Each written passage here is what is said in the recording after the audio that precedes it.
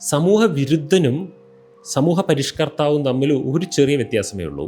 സമൂഹ വിരുദ്ധൻ നിലവിലുള്ള സമൂഹത്തിൻ്റെ സിസ്റ്റങ്ങളെ അടച്ചാക്ഷേപിക്കുകയും അതിനെതിരെ പ്രവർത്തിക്കുകയും മാത്രമേ ചെയ്യുള്ളൂ. സമൂഹ പരിഷ്കർത്താവാണെന്നുണ്ടെങ്കിൽ അതിന് ഒരു ബദൽ സംവിധാനം കൂടെ അവിടെ നിർദ്ദേശിക്കും. ഇന്ന് നിങ്ങൾ സമൂഹ പരിഷ്കർത്താവ് എന്ന് ആരെ വിളിക്കുന്നുണ്ടോ അവരെല്ലാം ഒരു കാലത്ത് സമൂഹ വിരുദ്ധരായിരുന്നു. സമൂഹത്തിൽ നിലവിലുള്ള ഒരു സിസ്റ്റത്തെ ക്വസ്റ്റ്യൻ ചെയ്യുകയോ ആ സിസ്റ്റത്തിന് എഗെയിൻസ്റ്റായിട്ട് പ്രവർത്തിക്കുകയോ ചെയ്യുമ്പോൾ അന്നത്തെ സമൂഹത്തിൽ അവിടെ കോമണായി എല്ലാവരും ശരിയെന്ന് വിചാരിച്ചിരുന്നൊരു കാര്യത്തെയാണ് ഇദ്ദേഹം ലംഘിക്കുന്നത്. അപ്പോൾ അദ്ദേഹം സമൂഹ വിരുദ്ധനാണ്.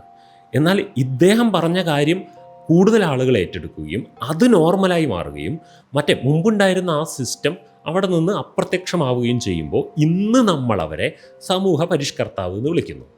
പിന്നിലേക്ക് തിരിഞ്ഞു നോക്കുമ്പോൾ വലിയ വലിയ മഹാന്മാരെയൊക്കെ നമ്മൾ സമൂഹ പരിഷ്കർത്താവ് എന്ന് വിളിക്കുന്നു. പക്ഷേ സത്യത്തിൽ അവർ അന്ന് സമൂഹ വിരുദ്ധരായിട്ടാണ് കാണപ്പെട്ടിരുന്നത്. അതുകൊണ്ടാണ് മിക്ക സമൂഹ പരിഷ്കർത്താക്കളെയും അന്ന് അവിടെ ജീവിച്ചിരുന്ന ജനങ്ങൾ പലതരത്തിൽ ക്രൂരമായി പീഡിപ്പിച്ചിരുന്നത്. കാരണം അവരെ സംബന്ധിച്ചിടത്തോളം അത് ഭയങ്കര അബ്നോർമലായിട്ടുള്ള ഒരു പ്രവൃത്തിയാണ് അദ്ദേഹം ചെയ്തുകൊണ്ടിരിക്കുന്നത്. അങ്ങനെയല്ലല്ലോ നമ്മളെല്ലാം ചെയ്യുന്നത്, നിങ്ങൾ മാത്രം എന്തിനാണ് ഇങ്ങനെ ചെയ്യുന്നത് എന്നാ ചിന്തിക്കുന്നത്.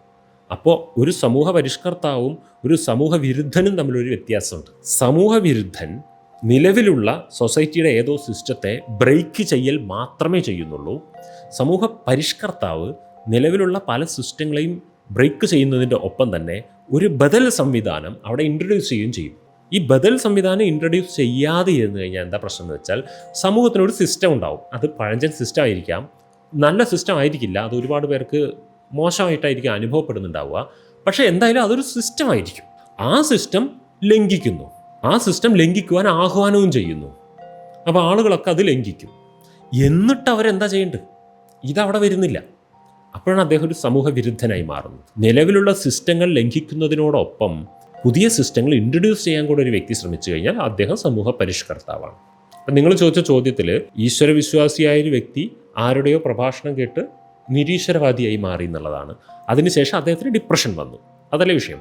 ഇദ്ദേഹത്തിന് ഡിപ്രഷൻ ഡീൽ ചെയ്യുവാൻ ഈശ്വര വിശ്വാസം കൊണ്ട് മുമ്പ് സാധിച്ചിരുന്നു. അപ്പോൾ അത് അദ്ദേഹത്തിൻ്റെ ഒരു സൊല്യൂഷനായിരുന്നു. കാരണം അദ്ദേഹത്തിന് തൻ്റെ കയ്യിൽ കൺട്രോളില്ലാത്ത കാര്യങ്ങളൊക്കെ ദൈവത്തിൽ സമർപ്പിക്കുന്ന ഒരു ശീലം ഉണ്ടാവുമായിരിക്കും. ഇപ്പം അദ്ദേഹത്തിൻ്റെ ദൈവവിശ്വാസം നഷ്ടപ്പെട്ടു.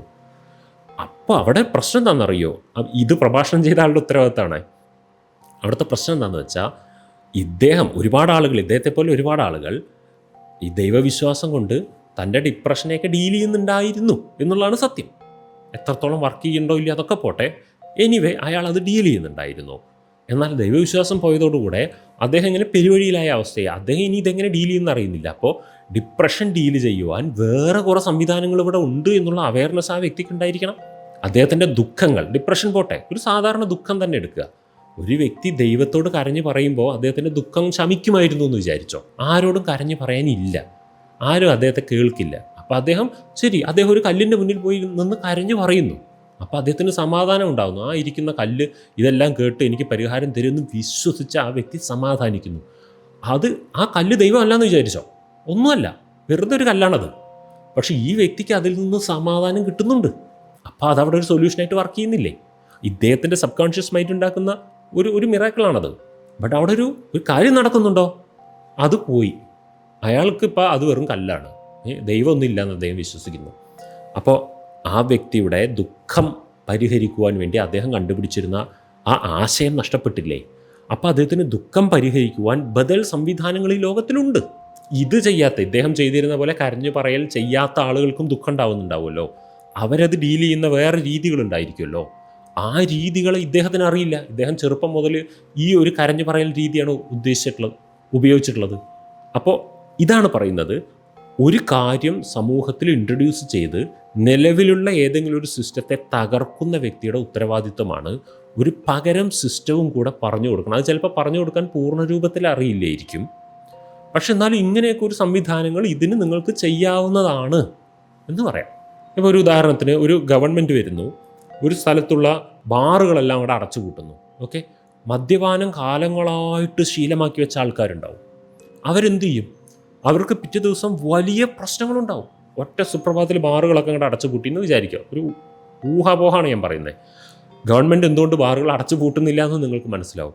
പെട്ടെന്ന് അങ്ങോട്ട് ബാറുകൾ അടച്ചു പൂട്ടിക്കഴിഞ്ഞാൽ ഈ കള്ള് കുടിച്ചിരുന്ന ആളുകളില്ലേ, മദ്യപിച്ചിരുന്ന ആളുകൾക്ക് അതൊരു സുപ്രഭാതത്തിൽ ഈ ബാറൊക്കെ പൂട്ടി ഇനി കുടിക്കണ്ട എന്ന് തീരുമാനിക്കാൻ പറ്റില്ല. അത് അവരുടെ ബയോളജിക്കൽ സൈക്കോളജിക്കൽ സിസ്റ്റത്തിൻ്റെ ഭാഗമായി മാറിക്കഴിഞ്ഞിട്ടുണ്ട്.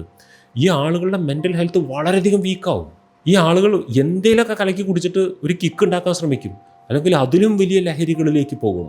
ബ്ലാക്ക് മാർക്കറ്റ് കൂടും, അധോലോകം കൂടുതൽ പ്രവർത്തിക്കും.